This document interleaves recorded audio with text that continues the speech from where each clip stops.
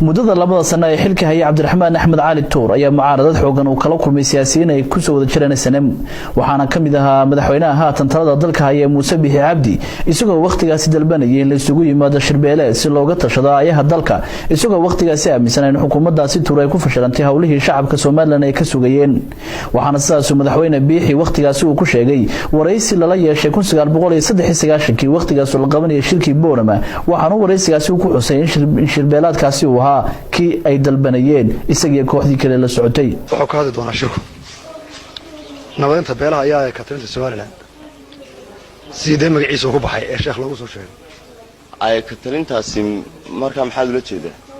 ay ka talintu waxa weeye in lagu soo dhiso dawlad sal ballaaran maadaama muddadii SNM xukunka ay haysay u dhamaaday muuse waxa jirtay intii ka horeysay ama aan idhaahdaba sanadkii u dambeeyay in kooxdiina mucaaradka ahayd ay codsan jirteen shir ay ka talineed shir beeleed shir qaran shirkan shirarka ma kamid yahay oo kiyaan codsananay in Soomaaliland si taado ay meel wax dhigato wax dhisato suldaanka xiraya oo siyaasiga xiraya oo ninka ilaahay taagan ku dalbanaya oo distoor baan ku dhaqmaya oo talan wadaagana Soomaaliland ku jiriso ina been shi maxamed xaajiraan ciyaarna cid isku halayna ma garanayo